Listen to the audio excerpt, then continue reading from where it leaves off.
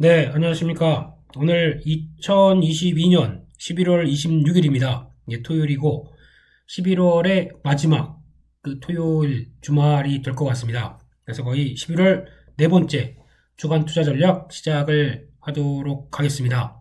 네, 날씨가 많이 추워졌습니다. 어제 비가 살짝 왔는데 날씨가 추워지다 보면 이제 드는 생각은 그거죠. 이제 11월 2022년 그 참 힘들게 했던 2022년이 다 가는구나 라는 생각이 들면서 지금 아마 많은 감정이 교차하실 것 같아요. 벌써 10월 달부터도 이런 얘기 드렸지만 어려운 장이 펼쳐진 한 해에서 과연 올해 무엇을 했을까라는 생각들 3316 2021년도 7월 달 그러니까 작년 7월 달입니다. 지금 현재 그래도 여기가 아닌 게 어딜까라는 생각에서 저희 툴에 따르면은 요 상태만 본다고 하게 되면 여기가 이제 중심점이죠. 한 2400선이 월봉상에서 또 가장 저희 레몬 리서치의 핵심선 55호 이거 월봉이니까 개월선 이 중심으로 밑으로 갔다 올라왔다 다시 쭉 갔다 올라왔다 하게 되면 거기가 이제 가장 중요한 포인트라고 봐야 될 것 같습니다. 그래서 2400선 안쪽에서 그래도 요 위를 올해 마감으로 끝나느냐 밑으로 끝나느냐에 따라서도 개인적으로는 또 여러 가지 생각할 게 많다고는 생각됩니다. 그러면은 올해 고점은 한 3000선. 네, 올해 고점 3000선에서 2400. 그러면은 약 한 600포인트 빠진 거죠. 그러면은 20%. 예, 지수상으로 20% 하락한 이 상황 쪽에서 지수는 20%대인데 과연 내 계좌는 이런 생각부터 그러면 올해 20% 하락했는데 내년에는 이런 여러 가지 생각들이 다 드는 게 지금의 현실인 것 같고요. 연봉을 가끔 좀 봅니다, 저희가. 네, 보면서 드는 생각은 이 우상향 추세라고 하는 부분들은 그러니까 레벨업 된 지수대죠. 과거에 뭐 2000년대 이런 때를 어떻게 생각을 하겠습니다만은 그래도 경제가 성장한다는 관점 쪽에서 이어지고 있는 우상향 채널은 여전히 유효하다라는 쪽은 보는데 내년 같은 경우는 또 그렇죠. 그러니까 올해 나왔던 저점 때부터 요 채널 하단 때 이런 때를 테스트는 들어가도 잘 지켜낼 수 있을까라는 고민부터 만약에 내년에 이렇게 시작됐다가 내년 상반기에 또 한번 좀 터치했다가 돌아가는 모습들 나온다라고 하게 되면 그게 가장 완벽한 조건이 아닐까라는 생각이 드는데 요런 거죠. 그러니까 쭉 밀렸다가 2008년도 금융위기급 거의 뭐 그 정도 사태였지 않습니까? 이때 하락한 것만 보게 되면 이날 2008년도 금융위기 때 저가로는 거의 뭐 52% 하락했습니다. 지수상으로는요. 근데 뭐 그 정도까지는 안 된다고 하더라도 거의 그 정도에 걸맞는 충격들을 받았던 상황인 만큼 이렇게 나왔다가 그 다음 연도 보면은 그 저점 때 안 깨고 돌아가는 이런 양봉들 있죠. 그게 그러면 이번에도 2023년도 그 정도 만약에 시도했다고 하더라도 크게 이탈 없다 다시 이렇게 시도하게 되면 과연 내년 이맘쯤에는 주가가 어떻게 될까요? 한 2700, 2800 뭐 이런 식으로 또 시도했다가 들어오게 되면 내년도 마찬가지로 뭐 그냥 그리기엔 그렇습니다. 상반기에 좀 어느 정도 선전하면은 하반기에는 좀 양봉 패턴으로 쭉 가는 게 나오지 않나 라는 쪽으로 바라보는 게 지금 심정인데 아니 뭐 당장 내일도 모르는데요 뭐 1년 뒤를 어떻게 알겠습니까? 네. 그래서 그런 여러 가지 생각도 드는 왔다 갔다 하다 보면은 지수에 대한 여러 가지 생각도 들죠. 근데 요즘은 솔직히 지수 생각이 별로 안 듭니다. 네. 지수야 미안해. 네. 지수 생각은 별로 안 들고 오히려 종목적으로 생각이 많이 들죠. 그래서 오늘도 마찬가지로 종목이 움직이는데 뭐 하는 거냐? 지수를 볼 때냐? 라고 하는 상황이다 보니까 지수는 그리고 또 시장 매크로 얘기는 조금만 드리고 종목 쪽의 얘기들 더 강화시켜서 말씀드리는 시간 오늘도 갖겠습니다. 근데 그 사이에 보니까 저희 구독해 주시는 분들이 상당히 많이 늘었습니다. 네. 왜 그럴까 싶어서 모르겠지만 많이 이번에 구독자님들께서 많이 그래도 공부해보겠다라고 선택해 주신 것 같습니다. 그래서 가만히 생각해 보니까 제가 보기에는 할인 효과. 네.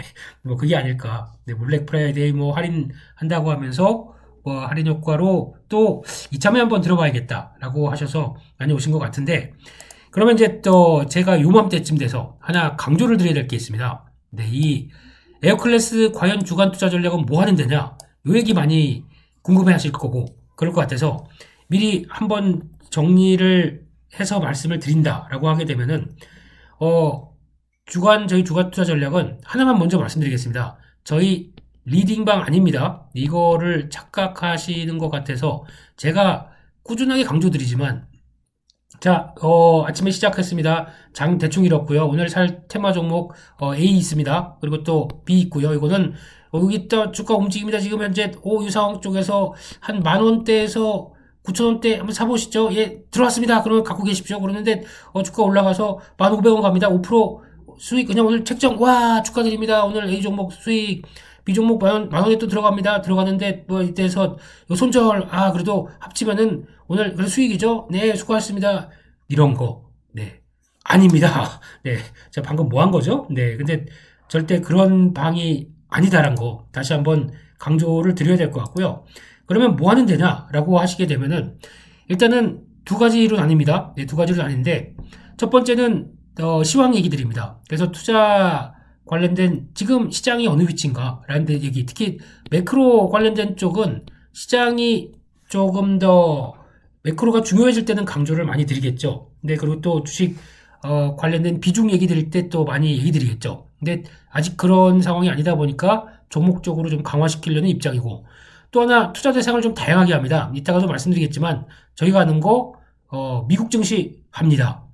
가상화폐 관심 있습니다. 관심 있는데 지금 해야 될 때냐 아니어야 될 때냐, 지금 할 땐 뭘 하느냐, 미국 증시 지금 괜찮다 그러면은 여기서 무슨 종목을 사느냐, 이런 것도 체크 드리죠. 그러면서 다양한 투자 대상을 목표로 이것저것 다 합니다. 나중에 관심 있으시게 되면은 제가 부동산도 한다고 말씀드렸습니다. 네.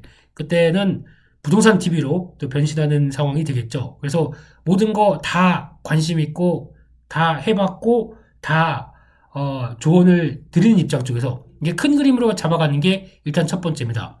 두 번째는 종목을 말씀을 많이 드립니다. 말씀을 많이 드리는데 가장 중요한 거는 종목을 말씀을 드리면서 제가 하는 것 중에 하나는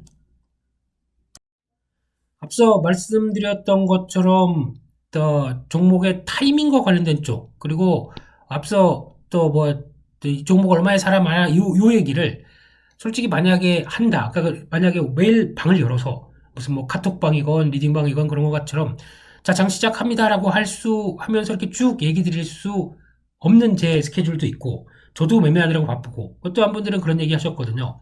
매매하는 것처럼 똑같이 그대로 얘기를 해달라, 공지사항에 얘기를 해달라라고 얘기를 하셨는데, 제가 그럴 수 없는 게 말씀드렸지만 들어갔다가 아니다 싶으면은 한 5초 뒤에도 자르는 스타일인데 이런 거 과연 하실 수 있겠느냐라고 되묻는다고 하게 되면 정신이 없으실 겁니다. 뭐 공지사항 하루에 4, 50개 나가는데 그거 다 감당하시겠습니까? 네, 이럴 수 있기 때문에 이런 타이밍 관련된 거는 제가 기술적 분석에 대해서 미리 언급을 드렸습니다. 이거를 활용하시게 되면 훨씬 더 좋은 효과가 나오실 것이다라고 제가 거의 뭐 10년 동안 이것저것 비교해보고 해보고 이게 더 좋겠다, 아니 이거는 빼겠다라고 해서 그나마 제가 느낀 거는, 저는 제일 중요한 게 기술적 분석은 복잡하게 뭐 예측하고 이런 거 필요 없습니다. 예측이 중요한 게 아니라 기술적 분석은 대응입니다. 대응인데 어떻게 대응할 것인가, 그런 기준을 삼고 첫 번째 기준을 삼아야 되고, 두 번째 간결해야 됩니다. 간결해야 내가 판단에 대한 모든 것들을 다 압축시켜서 한 번에 그러니까 딱 보고, 만약에 종목을 갖고 있는데 지금 시장이 엄청나게 빠르게 변합니다. 근데 시장을 딱 열어서 봅니다. 지금 순간 딱 3초 안에 결정을 해야 됩니다. 이거 팔지 살지 이 두 개밖에 없습니다.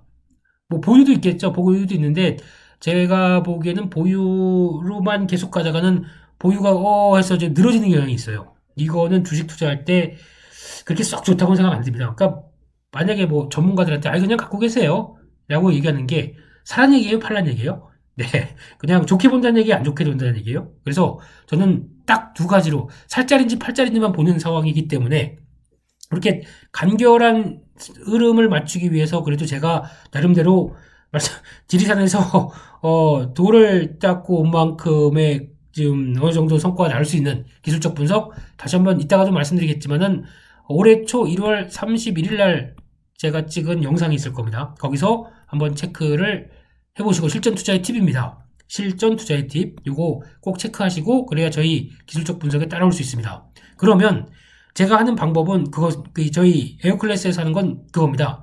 종목 스트래티지 열심히 합니다. 그리고 관심 종목을 계속 늘려드립니다. 이게 왜냐면은 관심 종목이 만약에 그러면 에너지 쪽 김 대표 에너지 얘기 많이 했는데 에너지가 이쪽이 움직이는 것 같은데 뭐 사야지? 그러면 저희가 미리 공부를 했지 않습니까? 뭐 피팅 밸브 강관 전력기기 조금 이따가 강조드리겠지만 전선주 이런 것까지 쭉 있으면은 거기에 핵심되는 종목들 몇 쭉 있습니다. 그럼 에너지 섹터가 강합니다. 그럼 저희가 뭘 해야 될까요? 오케이. 그럼 오늘 그 중에서 성광밴드 골랐어. 고르면은 그거를 바로 성광밴드를 살려고 하시는 게 아니라 이걸 보셔야죠. 기술적 분석. 이거의 툴에 따라서 그걸 가지고 뭐 이제 55일선이 이렇게 돼 있고 주가가 이렇게 쭉 가 있는데 그 밑에 그 3일선, 13일선 이런 자리가 이렇게 위치되어 있습니다. 그러면 요거 좋은 자리인데 그러면은 첫 번째는 일봉을 보겠죠. 일봉 보면서 자리 보겠죠. 두 번째는 요 봉하고 아니면 움직임이 나오는데 요거 좀 애매하다. 그러면 뭘 해야 될까요?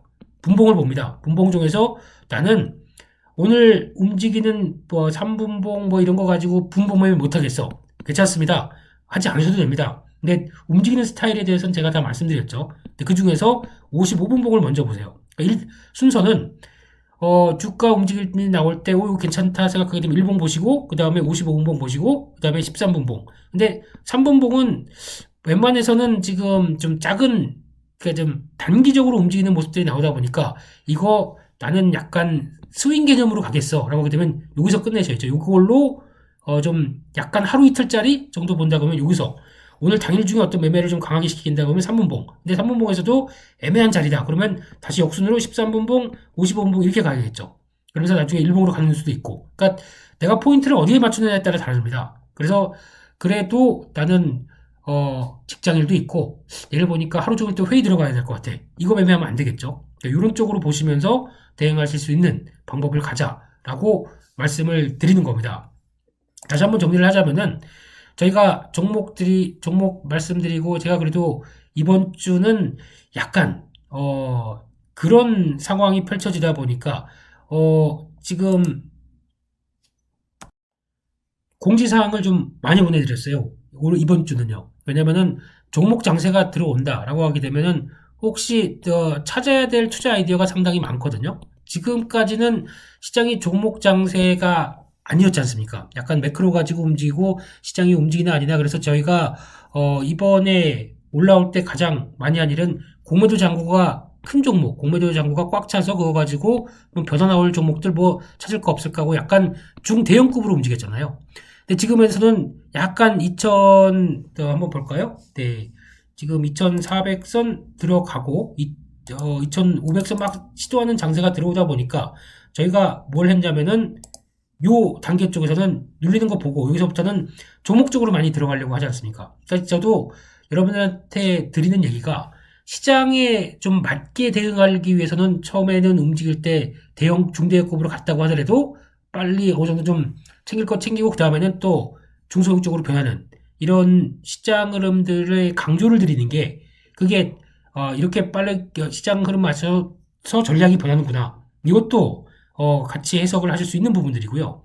게다가 또 그렇게 되면은 혹시나 이런 종목 장세 들어가는데 거기서 내가 무슨 종목들 뭘 대응해야 될지 모르실 것 같아서 이제 미국 시장도 그럴 때 분석해야 되고요. 미국 시장에서 강했던 종목들 아니면 또 최근에 트렌드 강한 종목들 뭐 네옴시티도 그렇고 뭐 월드컵 쪽도 물론 재미는 없었지만 네 그렇고 거기다가 컨텐츠 쪽 그렇고 2차전지 쪽이 어떻고 저쩌고 그러면 이런 거 다 확인해서 거기서 관련된 종목들도 약간 도움을 드린 게 그렇다고 이걸 얼마에 사라 이거를 얼마에 팔라라 이렇게 얘기는 제가 안 드리지 않습니까? 왜냐면 저희 분봉 툴을 충분히 이용하실 수 있게 많이 말씀드리고 거기다 많이 젖어 계셔야 마음으로 앞으로도 매매하고 대응할 때 가장 좋다라는 거 다시 한번 강조드리고 거기가 핵심이라는 거 또 강조드리겠습니다. 그래서 아마 이게 아까 연말쯤 되면 제가 실전 투자의 팁을 따로 코너를 만들 것 같습니다. 따로 코너를 만들어서 지금은 주간 투자 전략 있게 되면은 이쪽은 단기 매매에서 뭐 이것만 봐라 뭐 이런 식으로 뭐 아마 클래스가 하나 더 들어갈 것 같고요. 그래서 이거를 충분히 공부를 하시고 이거를 좀 만약에 매매를 안 한다고 하셔도 지금 나는 잘 매매할 여력이 없어 라고 한다고 하더라도 그러면은 그렇게 해보세요. 이거를 할 때 만약에 제가 가장 강조드리는 게 그거죠. 한번 좀 비교를 해보겠습니다. 오늘 가장 많이 오르는 종목이 뭘까? 라고 보게 되면 아침부터 정신없이 돌아가겠죠. 정신없이 돌아가는데 저희가 낯익은 종목 몇 개만 볼게요. 나무가 이야 참 고생하셨습니다. 갖고 계시느라고. 네. 대동 이런 것도 뭐 빠르게 말씀드렸죠. 그러면 대동 같은 경우도 만약에 움직인다 그러면은 이제 3분봉을 본다고 말씀을 드렸죠. 근데 3분봉 보면서 나중에 다 클래스 정리를 또 하겠습니다. 새로운 클래스에서.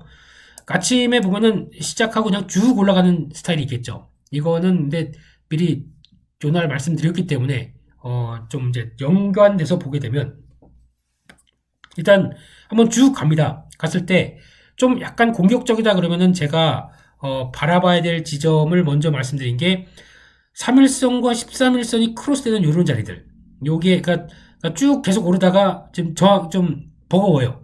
더 복하고 이렇게 버거운 모습이 나옵니다. 그럼 거기까지 내려옵니다. 요거를 색깔을 바꿔야 되겠네요. 좀 저희가 안 쓰는 색으로. 네.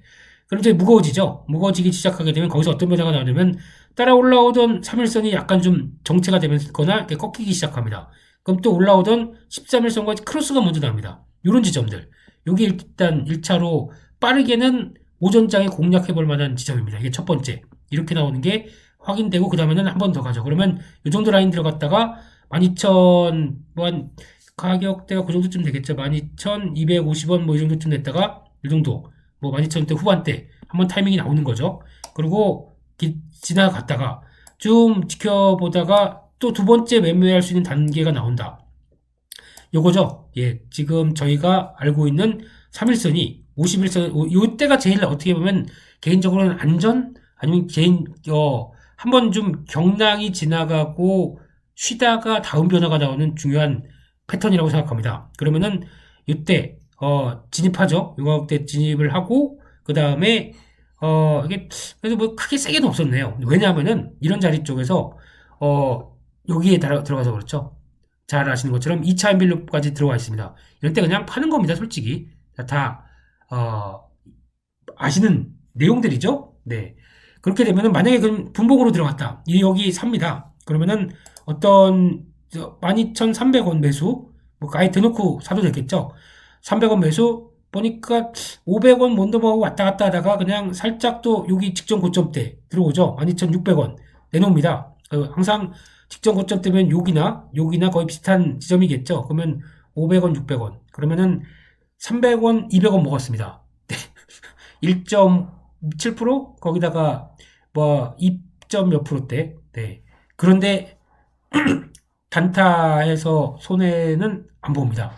예, 잘 안 보게 되겠죠.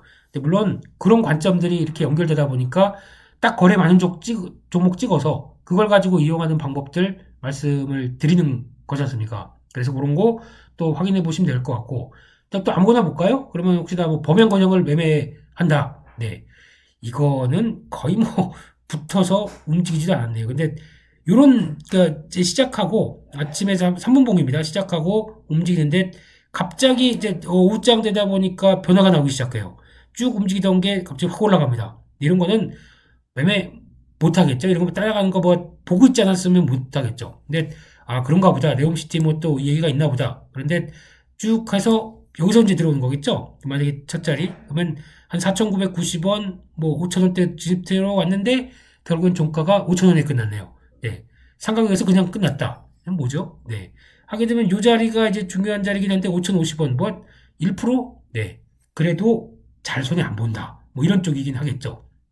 이런 거 손에 익어 가기 시작하고 눈에 익어 가기 시작해서 대응하는 게 이게 분봉 매매의 현실이다 라는 쪽으로 말씀드렸는데 가장 중요한 거는 왜 이런 얘기를 드리느냐 이거 원래 이따가 종목 시간에 할 얘기지만 중요한 거는 저희는 툴을 충분히 인식을 하고 이런 종목을 그러면은 제가 또 저희가 왜 공부를 하느냐라고 봤었을 때 딱 그거 하나입니다. 공부 열심히 해서 오픈북이잖아요. 이 시험은 증시 주식 투자는 오픈북이다라는 관점으로 보게 되면은 오픈북일 때 쓸 수 있는 오픈 책들 많이 갖고 있어야 되겠죠. 그게 관심 종목이라고 생각합니다. 그런 거 한 이제 제가 뭐 이런 종목 좋다, 이런 종목 괜찮다 이런 거는 언젠가는 간다라고 해서 쭉 말씀드리게 되면 이거는 뭐 에너지 섹터, 아니 이거는 반도체 섹터, 요거는 아니면은 뭐 IT, 뭐 자율주행 뭐 이런 섹터 이런 식으로 딱딱 맞춰놓고 거기에다 종목들을 끼워 넣으신 다음에 그 다음에 이제 시장의 흐름들이 나온다 그러면 이거 우리가 공부한 종목 이거 알고 있는 종목인데 그럼 가서 그 종목이 움직이면 아까처럼 이렇게 분봉 보시고 또 일봉 자리 보시고 그러면은 이런 때에서 일단은 처음에 그러니까 자리가 아직 완벽하지 않으니까 쭉 올라가다 이렇게 좀 뜬 자리입니다. 완벽하지 않고 밑에 한 13일선, 55일선 있으니까 그러면 여기서 그냥 살짝 눌리면 또 갈 수 있겠어. 그러면 여기서 일단 30% 삽니다. 네, 그리고 기다렸다가 또 지나가다 보니까 이렇게 갈 줄 알았는데 못 가고 또 밀립니다. 지지권 나오겠죠. 이런 자리 쪽에서 오케이. 그러면 또 20% 삽니다. 절반 산 거죠. 그런데 여기서 55일선은 지지가 강합니다. 그래서 딱 턴합니다. 나머지 다 사. 50%. 이렇게 해서 100%를 원한 거 딱 산 다음에 여기서 이런 패턴 나왔다가 55에서 왔다 갔다 해서 이렇게 나가기 시작하게 되면 중요한 거는 가장 많이 산 쪽이겠죠. 여기가 제일 많이 산 쪽, 여기는 보초병 비슷하게 먼저 들어간 쪽. 그러면 무게중심이 이렇게 해서 가운데가 실리는 게 아니라 이렇게 밑으로 실립니다. 왜냐면 밑에를 더 많이 샀기 때문에. 그렇죠? 그러면은 주가가 이제 턴하기 시작해서 수익이 난다. 처음에 샀던 가격만 와도 수익이 나기 시작해서 움직이는 거겠죠. 이런 툴을 만들어 가자라고 하는 게 어떤 스윙 개념이나 아니면은 조금 더 매매할 수 있는 어떤 하루 이틀 정도 아니면 뭐 이런 거 치고 나갈 거를 대응하는 정도 이런 거는 저희 기술적 분석에 충분히 보고 대응을 하자 이런 입장입니다. 그리고 만약에 이거를 제가 가격 지정하고 뭐 막 그렇게 되면 첫 번째는 제가 스케줄도 소화를 못 하겠거니와 제가 여기 붙어 있어야 되거든요. 그러면은 모르겠습니다. 제가 그렇게 한다고 해서 매일 이런 서비스 한다 그러면은 일단은 운영진에서 노라고 할 겁니다. 그러면 그 가격이 맞느냐? 뭐 이런 식으로요. 네. 가격을 확 올리시겠죠? 그러면 뭐 그래서 뭐 그런 것도 있고 근데 그건 불가능한 일이고 저도 그러고 싶지 않고 절대 저는 그렇게 할 생각이 없습니다. 이렇게 그런 건 감안해 주시고 종목의 힘과 또 저희 툴을 이용해서 시장에서 제가 잘 드리는 게 그러면 지금 주식 비중 얼마를 가져가야 되느냐? 리스크는 어느 정도 될까? 그래서 한때 80%대까지 갔다가 70%대까지 늘렸다가 또 저희가 50%대 밑까지 줄인 적도 있죠. 그랬다 다시 늘리는 과정. 이런 모든 것까지 같이 경험을 해보시면서 대응하시는 게 훨씬 좋다라는 쪽에서 공부에 가까운 그리고 종목은 충분히 좋은 종목 많이 알려드립니다. 그리고 마지막으로 하나 드리고 싶은 얘기는 아마 저희가 지난번에 8월달 그 여름 때쯤에 이렇게 턴하면서 강할 때 이때도 그래도 어려운 시기지만 수익을 꽤 어느 정도 좀 내셨던 걸로 알고 있습니다. 이번에도 또 턴하는 시기 저희가 드리는 종목이나 말씀드리는 종목들이 약하지 않죠? 네. 좀 괜찮죠? 움직임 나오는 거 딱 맞게 되면은 쭉쭉 올라갑니다. 이런 것처럼 제가 드리고 싶은 거는 저는 딱 하나, 시장만 안정이 들어오게 되면은, 아마 이걸 제가 제 입으로 얘기가 좀 그러네요. 뭐, 어느 다른 리딩방, 아니라, 리딩방도 좀 그렇죠. 한경와우의 전문가들이나, 어디 전문가들보다, 훨씬 더 수익이 좋으실 겁니다. 그 정도만 말씀드릴게요. 왜냐면, 창피해서 못하겠네요. 네. 그냥, 누구 비교한다는 건 말이 안 되고요. 네, 근데 그렇게 나오는 것보다 훨씬 더 탄탄한 그리고 또 생각보다 지수가 한 5% 올라갔는데 우리 얘기 종목들 계좌들은 한 20% 올라갈 수 있는 이런 변화가 더 나오실 겁니다. 그렇게 또 제가 만들어 간다고 분명히 말씀을 드렸고요. 그래서 그러다 보니까 제가 올해는 너무 참 죄송스러워서 좀 제대로 한 것도 없는 것 같고 1년 간 것 같아서 그래서 아예 그냥 운영진의 반대를 무릅쓰고라도 그냥 아주 그냥 싸게 어떤 장기로 가겠다는 쪽으로 갔고요. 물론 장이 좋아져서 내년 가게 되면 또 모르겠죠. 갑자기 이 친구가 가격을 확 올려버릴 네, 저 그런 사람은 아니고요. 조금은 올리겠죠. 뭐, 근데 그건 그렇게, 또, 그렇게 하면 됩니다. 좀 올리고요. 이벤트 할게요. 예, 할인 이벤트 할게요. 그러면은 이렇게 딱 하시면 딱 맞지 않을까요? 네, 그거는 저희끼리만. 네. 그렇습니다. 그래서 아마 그 시장 좀 안정적으로 와서 추세적으로 움직이는 장만 적어도 아니면 안 빠지는 장이 횡보가 한 6개월만 나와라.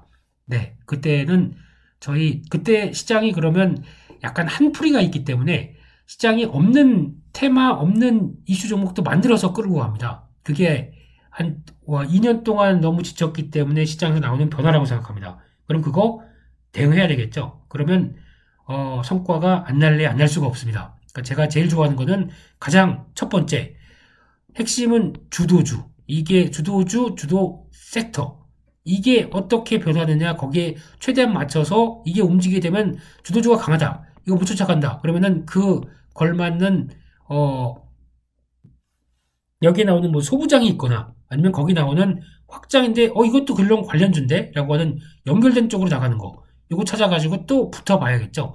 주도주만큼 아닐 수 있습니다. 하지만 주도주가 만약에 처음으로 시작해서 뭐 3배 올랐다 이런 종목들 따라가도 뒤늦게라도 적어도 1.5배 2배까지는 나올 수가 있는 상황들이거든요.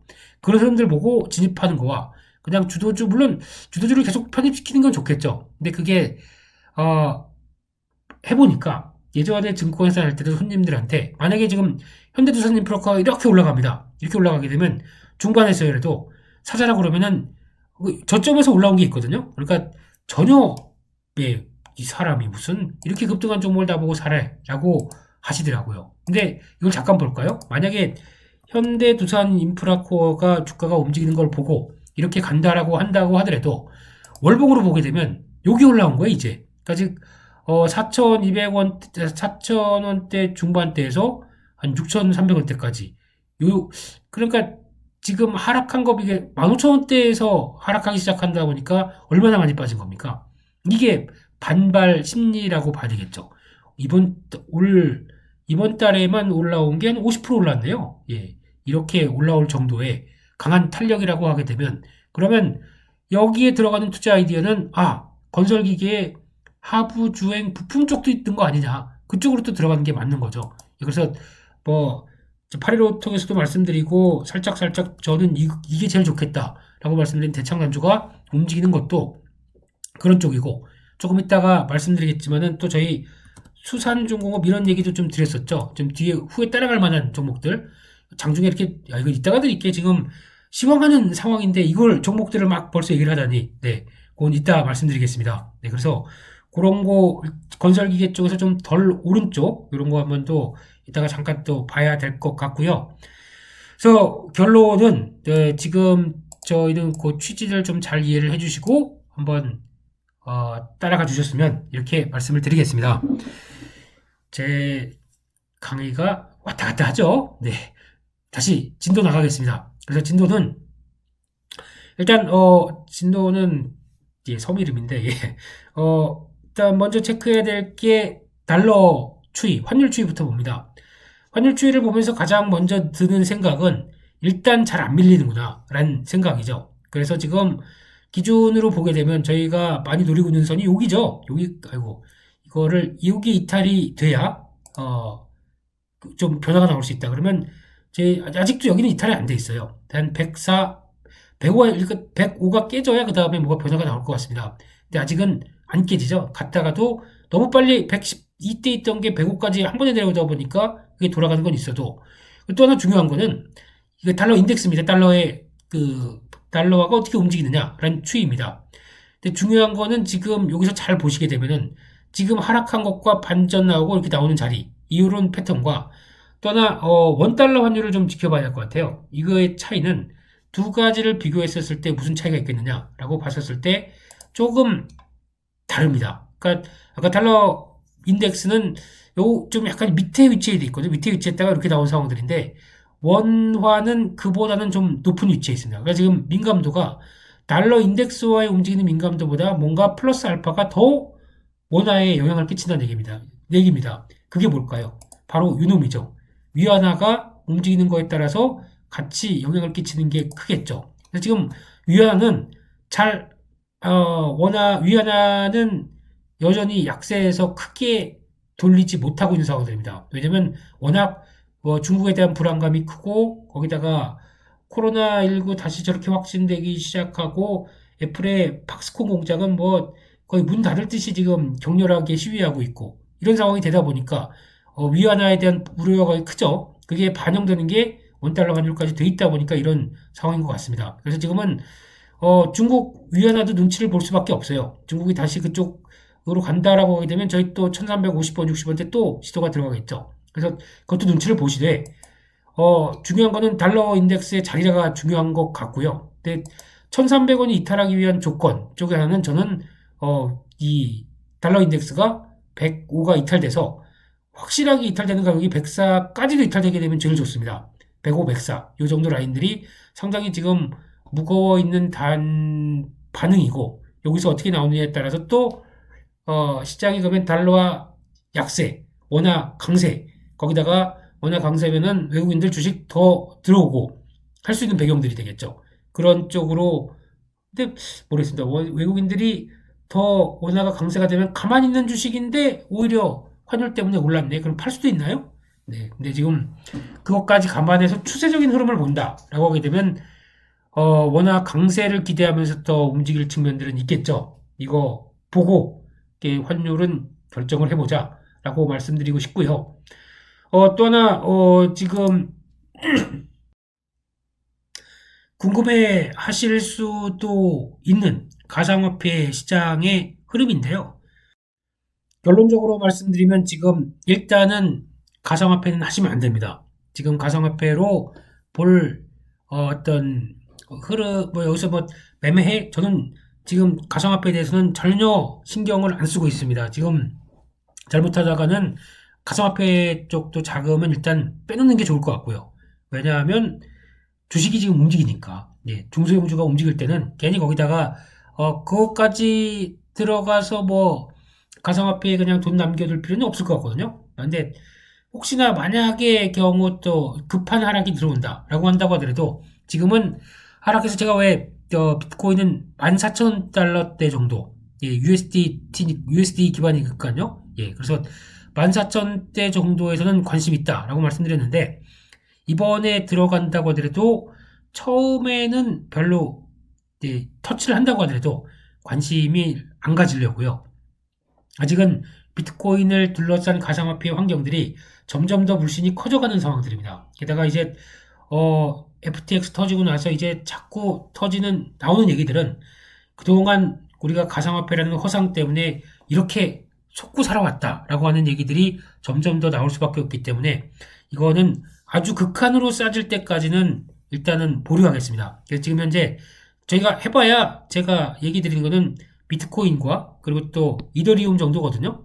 근데 이 두 가지도 지금 만약에 뭐 강제 청산이나 아니면 근본적인 신뢰에 대한 그 흐름이 나오기 시작하게 되면 일단은 아직 이 가격에 대한 가치를 정확하게 좀 과거 추세만으로 보기가 좀 어렵습니다. 그렇기 때문에 이거를 생각하신다라고 하게 되면 제가 낙폭이 커졌다 그러면은 공지사항이나 아니면 뭐 이건 24시간 거래되니까요. 한번 말씀은 드릴 수 있을 겁니다. 근데 지금은 절대 보지 말자. 그리고 혹시 자금 여기 들어가 있다 그러면은 좀 빼내셔서 차라리 주식 저희가 두 개를 하지 않습니까? 장기 계좌가 있고 단기 계좌가 있습니다.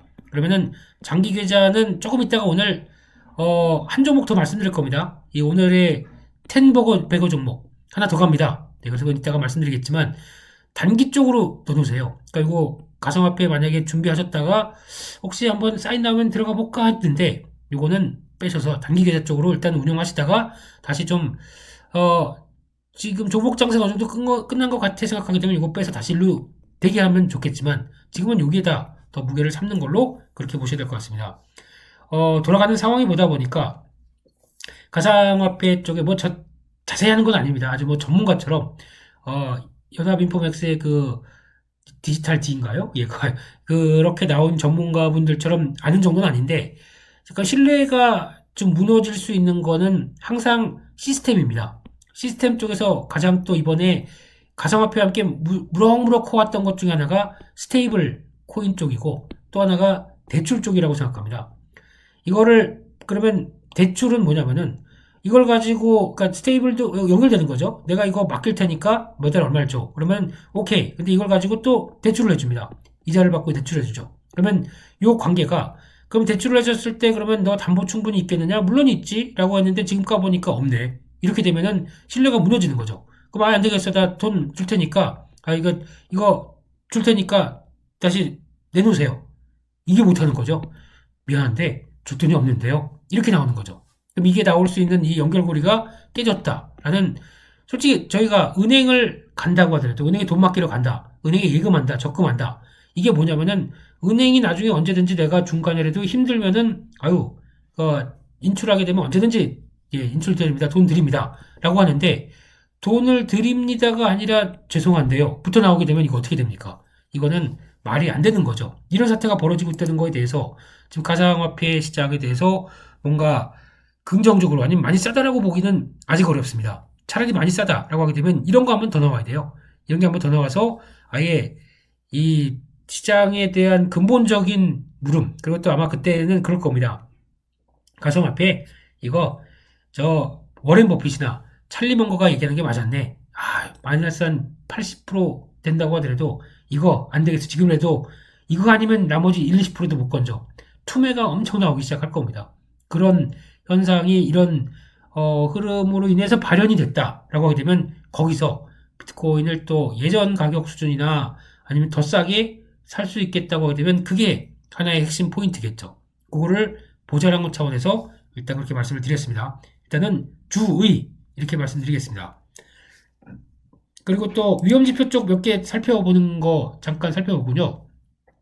빅스는 안 보겠습니다. 빅스는 제 기준으로는 지금은 볼 때가 아닌 것 같고 또 이제 공포와 탐욕 지수 요거는 별로 그렇게 썩 맞다라고 보긴 힘든데 지금이 어느 정도인가 라고 보게 되면 지금 그리드 네.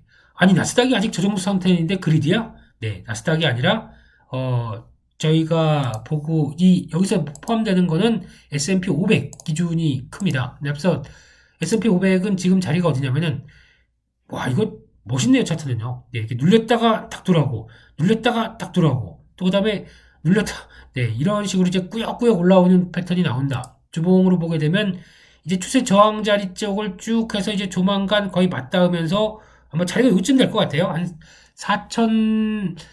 4,000선 후반대 정도? 이 정도가 될 것 같은데 그러니까 여기서 이제 이렇게 쭉 맞닿을 거고 거기서 좀 올라와서 하면 요 정도 라인 쪽에서 어느 정도 저항이냐 아니면은 맞고 다시 떨어지느냐. 근데 최근에 주봉상의 55주까지도 다시 살짝 들어갔다 이렇게 가느냐 아니면 쭉 또 이렇게 가느냐 뭐 여러 가지 시나리오는 많겠지만은 지금 단계는 이 상태가 최근 들어서 아마 빠졌다가 올라온 거에 대한 폭이 이 정도 되다 보니까 그러니까 지금 많이 노리는 게 그거잖아요. 이 정도까지 하락했는데 그거에 한 3분의 2까지 올라왔다. 그러면은 많이 올라왔으니까 이건 일단 그리드 절반 정도면은 뉴트럴이었을 텐데 3분의 2까지 왔다 그리드 뭐 이렇게 나오는 상계가 아닐까 쪽에서 지금은 바라본 게 또 S&P 500이지 나스닥은 아직 그럴 상황이 아니거든요. 나스닥은 여직입니다. 그러면은 나스닥도 좀 더 힘을 내요 나스닥 이런 쪽이 나온다라고 하게 되면 여기죠. 12,000대 여기 55주선 쪽에 근데 보통 55주선을 한번 좀 강하게 갔다가 리바운딩해서 내려오는 현상이 있었기 때문에 이번에도 갔다가 이렇게 내려오는 현상이 나올 수가 있겠죠. 12,000 뭐 이런 정도까지는 위로는 좀 열어놔야 될 상황이긴 한데 근데 또 모르죠. 먼저 시도했다가 여기서 바닥을 다시 짧은 요 삼각형 안쪽에서 만들어 가고 움직일 수도 있겠죠. 그러니까 아직은 네, 지금 저항에 조금만 움직이게 되면 저항에 거의 다 가까이 와닿는다라고 보는 게 지금의 흐름인 것 같습니다. 그래서 그 정도를 봐야 될 것 같고요. 그래서 지금 결론적으로는 지금 상황 쪽에서 이거 가지고 뭐 큰 의미를 두는 건 좀 그렇겠지만 그래도 이렇게 좀 그렇다라는 쪽으로 봐야 될 것 같고요. 또 하나 지금 이게 아니죠. 네, 체크해야 될 것들 중에 하나는 제가 또 위험지표 쪽에서 보는 거 장단기 금리차 이것도 체크를 해볼 필요가 있겠죠. 지금 추세적으로 보게 되면은 네, 장단기 금리 차를 보면은 좀 두렵습니다. 네, 무슨 얘기냐면은 이렇게까지 좁혀지는 분위기가 안 나오죠. 예, 좁혀지는 분위기 안 나오고 지금 경제 일반적인 상식, 그러니까 즉 단기 금리보다 장기 금리가 높아서 꾸준히 이런 유지하고 있는 상황이 아니라 지금은 단기 금리가 훨씬 더 올라갔고 장기 금리는 약간 좀 힘 빠지면서 떨어지고 있고 그러면은 단기적으로는 금리를 계속 올릴 거라고 봅니다. 장기 금리는 금리는 앞으로 상황을 반영하게 되면은 경기 침체를 반영하게 되는데 앞으로 한 10년짜리 같은 뭐 긴 거를 본다. 그러면 이 정도 수준은 아닐 거야. 금리가 경기 침체를 반영해서 다시 떨어뜨릴 거야. 라고 하다 보니까 이 역전이 나는 거죠. 근데 그 폭이 지금 물가를 잡기 위해서 계속 더 오를 거야 라고 생각을 하고 있는 상황들에서 이게 그래도 우린 거기까지는 생각 안 하는데 그대로 있다 라고 하게 되면 이 폭이 좀 더 커지는 거잖아요. 지금 현재요. 그게 지금 반영되는 게 이 상황들입니다. 절대 뭐 이걸 가지고 예전의 과거 지표이기 때문에 이거는 잘 안 맞는 지표다 뭐 얘기 많다고 하더라도 이게 이렇게 나온다고 하더라도 경기 침체는 영향이 그렇게 크게 없을 거라고 얘기를 한다고 하더라도 제가 보기에는 장단기 금리 차가 나오는 이 기간이나 이 파장이나 두 가지를 비교해 봤을 때 좀 걱정이 됩니다. 네, 이거는 걱정이 안 된다고 하게 되면은 지표에 이 말씀드렸던 이 왜 장단기 금리차가 나오는지에 대한 여파들의 해석을 전혀 기본적으로 못 하시는 게 아닐까라고 생각이 들어서 이 자체만 본다. 좋은 거 절대 아닙니다. 그래서 이거에 대한 반응들이 한 번은 여파가 들어올 텐데 라고 해서 같이 지켜보는 게 그거 하나 또 그러면 단기 금리가 이렇게 올라갑니다. 그러면은 지금 시장이 버틸 텐데 못 버틸 텐데 나올 수밖에 없는 또 하나의 지표 중에 하나가 하이힐드 채권 스프레드인데 지금 기준으로 보면 잘 버티고 그나마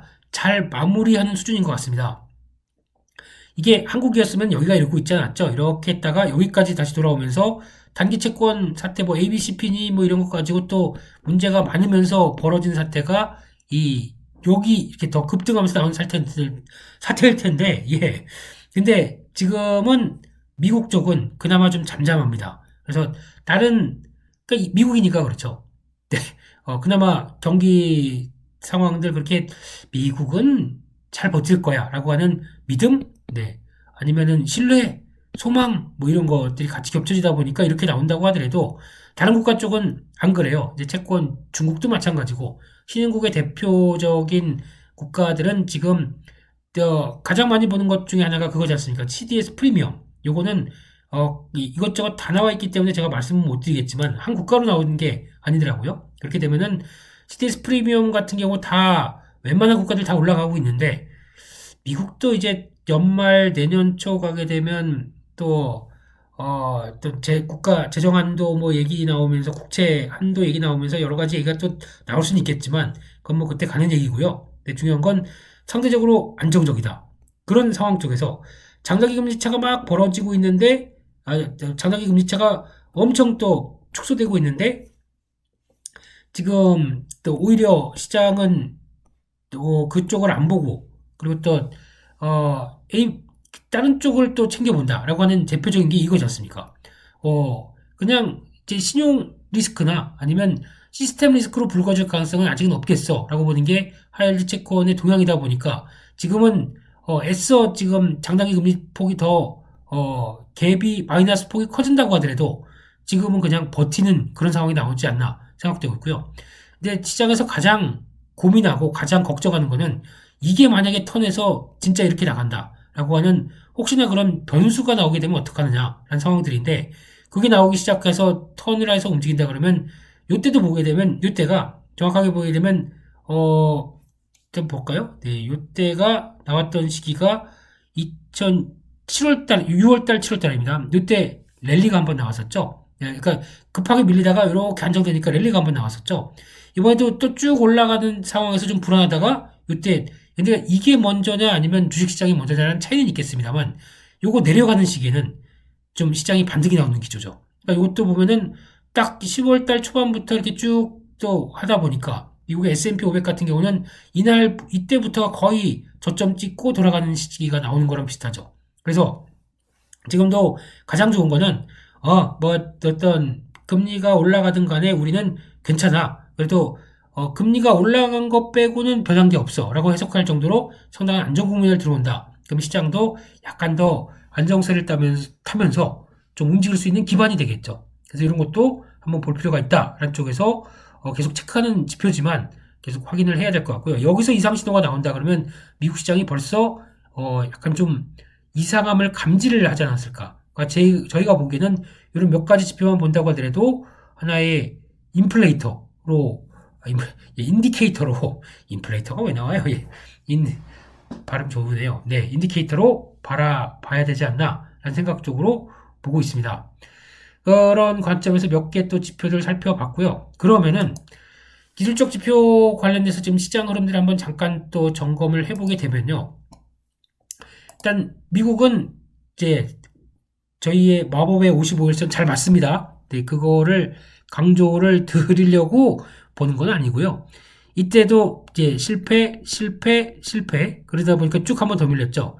강하게 돌립니다. 이젠 나는 벗어나고 싶어. 그래도 확인해. 55일선 여기서 저항이 지지로 바뀌는 과정이 아주 완벽하게 나오기 시작합니다. 그렇죠?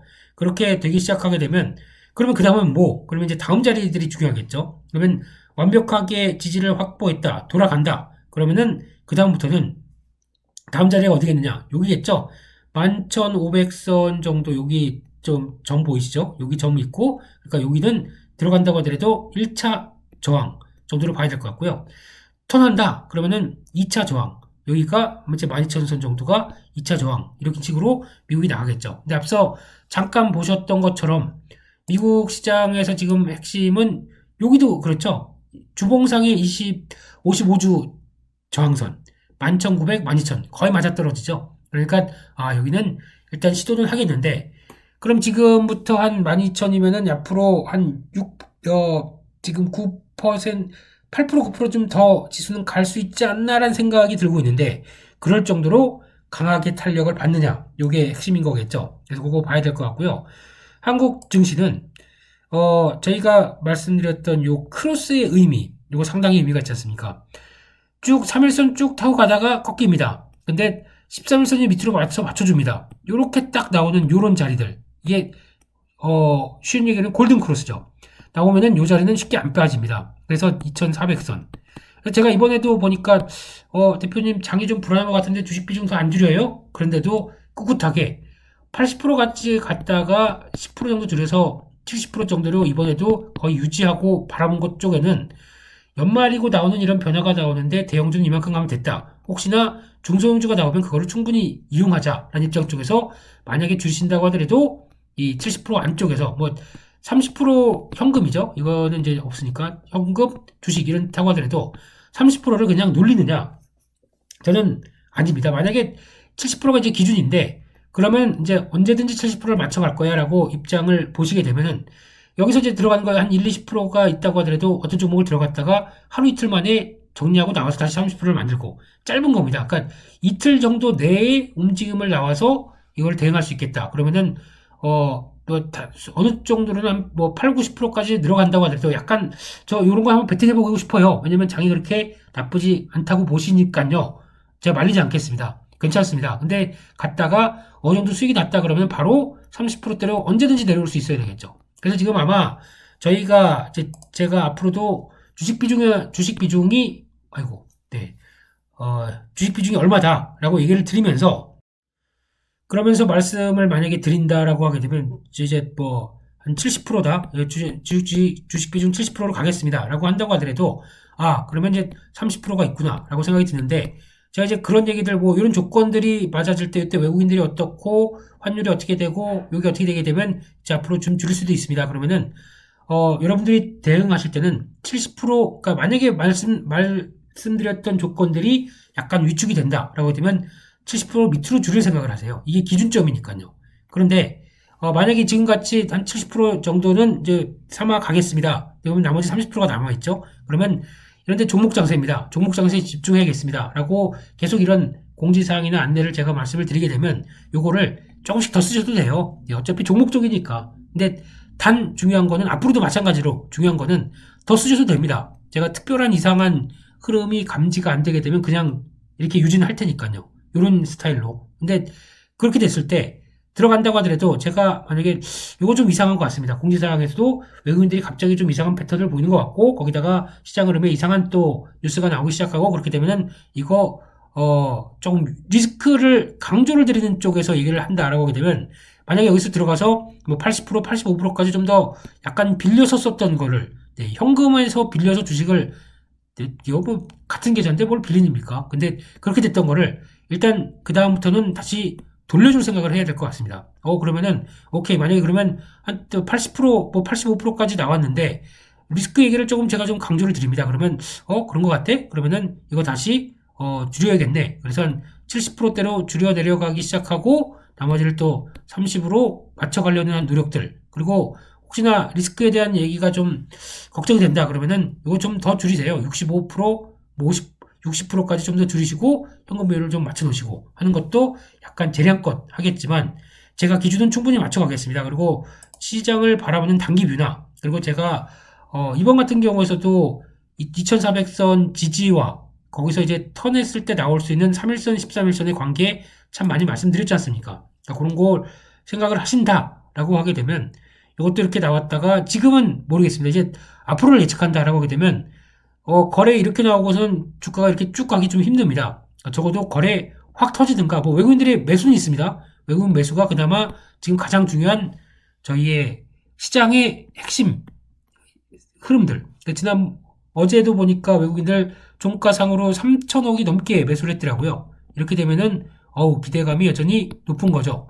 이걸 가지고 그 다음에 시장 변화를 본다라고 되면 적어도 크게는 안 빠지겠구나. 이런 기준만 이용하게 되면 그렇게 볼 수 있는 거죠. 그러면 크게 안 빠지고 계속 시도는 하는데 어떤 그 외국인들 입장에서도 주식을 사긴 사지만 이거를 지금 시세를 내려고 끌어가는 정도의 매수가 아니지 않습니까? 그러면은 약간 좀 고민은 할 수 있는 상황들이긴 한데 그래도 매수는 들어옵니다. 그러니까 이런 흐름 보고 대응할 수 있는 거죠. 그래서 지난주에도 이렇게 되면은 안 되고 저렇게 되면 좋고 뭐 이런 약간 기준점 정도로 말씀드렸잖아요. 그래서 오늘도 보게 되면은 첫 번째 이번 주 봐야 될 조건 중에 하나가 일단 지수는 빠지지 말라. 그래야 우리 매매할 수 있다. 이런 입장이거든요. 그러면 첫 번째는 외국인입니다. 외국인들이 요즘 동향을 한번 살펴보게 되면은 장중에 선물은 왔다 갔다 합니다. 선물 맞춰서도 말씀을 드리겠지만 중요한 거는 현물입니다. 현물 주식이요. 적어도 이게 오후장에 움직임이 많더라고요. 오후장에 크게 흔들리지 않고 오전장에 그러면 한 몇백억, 뭐 천억 정도 매도를 한다고 하더라도 오후장에 슥 이 매도 금액이 줄고 다시 매수 쪽으로 전환되는 모습들이 확인되는 이게 가장 요즘의 패턴들이더라고요. 그러니까 오전엔 별로 관심 없다가 오후 때 산다라고 볼 수도 있는 거죠. 그런데 그게 뭐 하루를 통틀어서 주식을 보겠지 오전엔 팔았다가 오후에 사는 거 가지고 뭐 어떤 의미를 갖느냐 의미는 별로 없습니다. 그러면 이렇게 나오는 과정인 흐름들을 생각하면서 현물은 그렇게 가야 될 것 같고 하지만 중기적인 관점으로 봤을 때 중기적인 관점으로는 지금 하방 포지션이 계속 강화되고 있다는 점. 그러니까 지금 보면은 콜옵션 같은 경우 어제 같은 경우도 매도 콜 매도라는 얘기는 상승을 요만큼밖에 못한 상승은 한계가 있다라는 쪽으로 바라보는 거고 풋옵션 매수는 그러니까 반대로 이게 옵션이 콜은 상승할 때죠. 풋은 하락할 때입니다. 그러면은 이게 또 콜옵션을 상승하는 걸 매도했다라는 얘기는 콜옵션이 올라간다고 하더라도 여기까지밖에 못 간다는 얘기겠고요. 풋옵션을 매수한다라는 얘기는 하락한다면 계속 밀릴 수도 있다. 근데 풋옵션이 보니까 매도다. 그러면은 하락한 게 여기 이상은 안 빠질 수 있겠다라는 수적이죠. 가장 중요한 거는 외국인들이 콜을 팔고 풋을 둘 다 판다. 둘 다 양 매도가 나올 수 있습니다. 그러면 지수는 여기서 묶일 거야 라고 바라보고 있는 부분들이죠. 그렇게 나온다는 것도 옵션이나 파생 쪽에서는 보시면 되는데 그런 거 다 모르겠다. 그러면 일단 외국인들이 어떻게 나오는지 일단 체크를 해야 될 것 같고요. 두 번째 아까 말씀드렸듯이 환율입니다. 환율 관련된 게 적어도 지금 인덱스 기준으로는 뭐 보셨지만 적어도 1350원대가 강하게 넘어가면 안 될 것 같고요. 뭐 어떤 이유건 간에 1300원대를 하향 이탈을 다시 할 것 같다는 쪽으로 나오기 시작한다 그러면 이게 가장 좋은 내용들로 봐야 되지 않겠느냐 라는 쪽에서 두 가지의 비교를 해보시면서 또 대응을 하는 게 맞다라는 정도로 일단 말씀을 드리겠습니다. 네.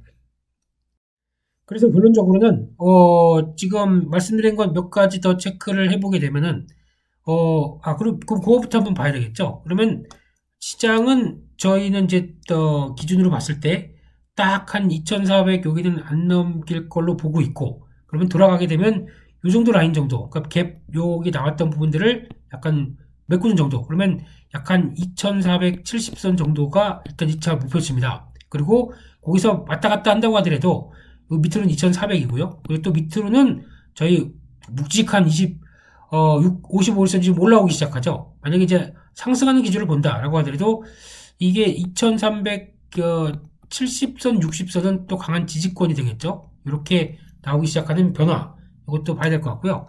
이거 돌파한다 그러면 그 다음에는 어디겠죠? 요 단계 2,550 정도를 보면서 시장 흐름들을 맞춰가는데, 중요한 거는 이 정도까지 들어왔을 때 어떤 종목들의 변화나 또 이제 나머지 그러면 또 쉬었던 중대형주가 움직이느냐, 이런 또 약간 질적인 부분들이 필요하겠죠. 근데 지금은 한다고 하더라도 중소형주도 만약에 그러면 여기까지 올라는 거 대형주가 반영을 했다, 그래서 뭐 2500선 다시 안착을 했다라고 나오게 되면 중소형주는 또 어떻게 하겠습니까? 처음에는 또 움직이면 더디겠죠.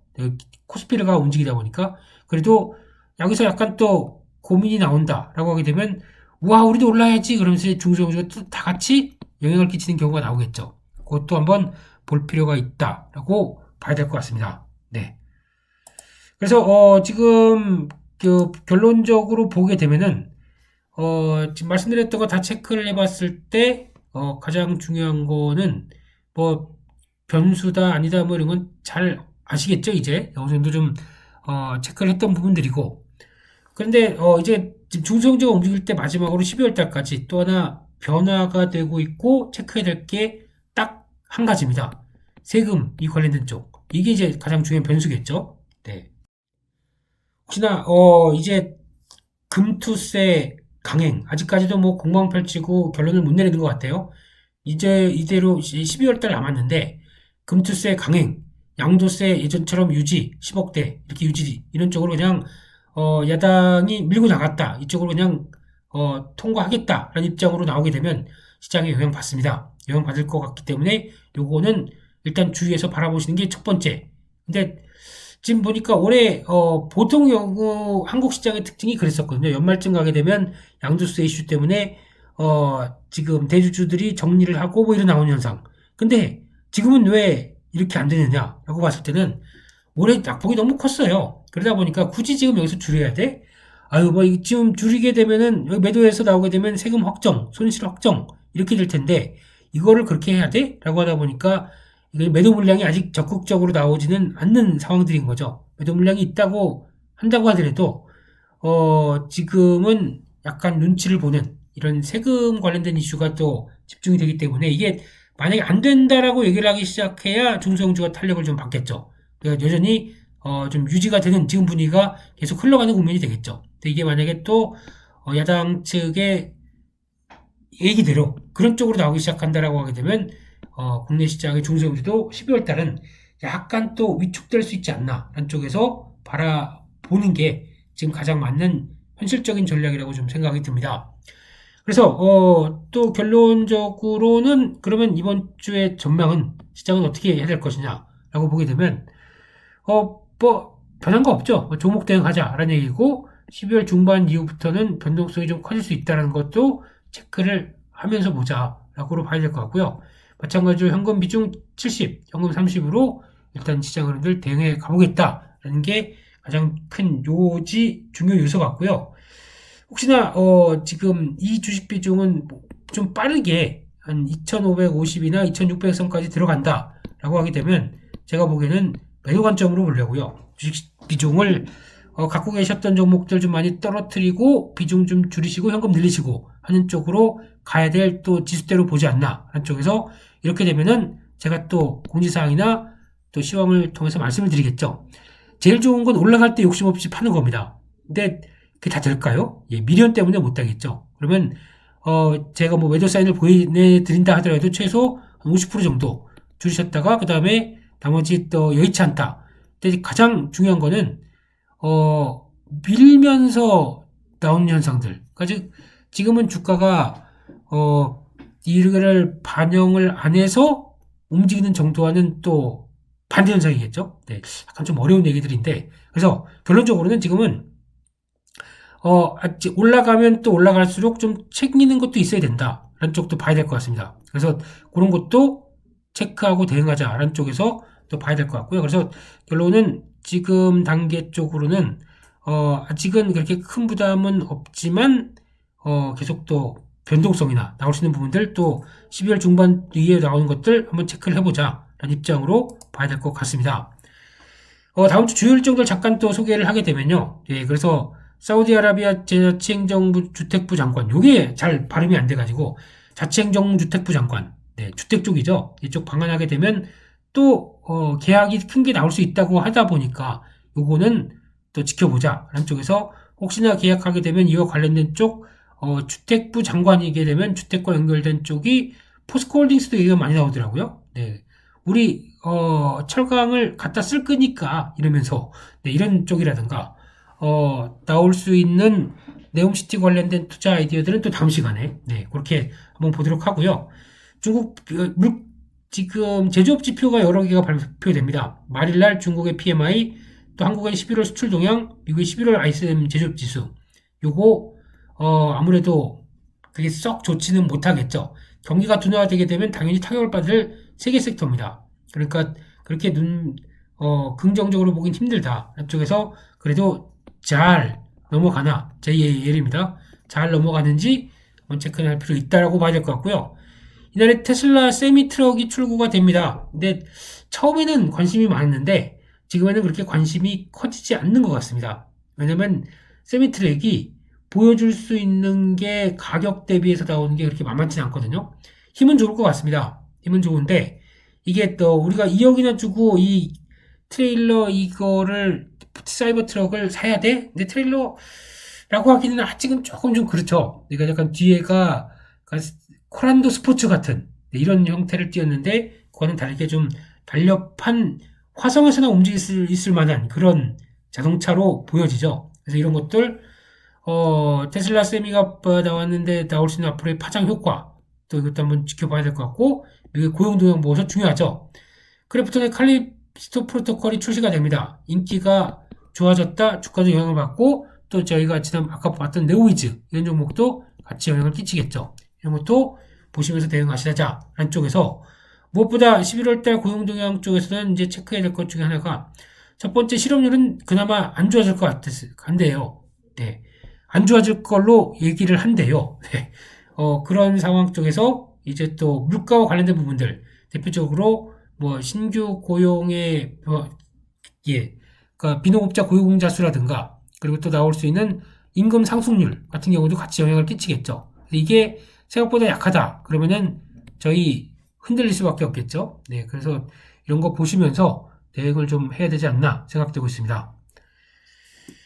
그렇습니다. 그래서 지금 이런저런 얘기들 조금씩 더 드렸고요. 그리고 시황 관련된 얘기를 좀 더 들었는데 이제 종목이 최고죠. 그래서 종목 쪽에 대한 얘기를 종목 장세인 만큼 다음 시간에 좀 더 집중을 하는 걸로 하도록 하고 오늘은 시황 얘기는 여기서 마치겠습니다. 중요한 골자만 기억해 주시고 시황은 아직은 집중할 때가 아니다.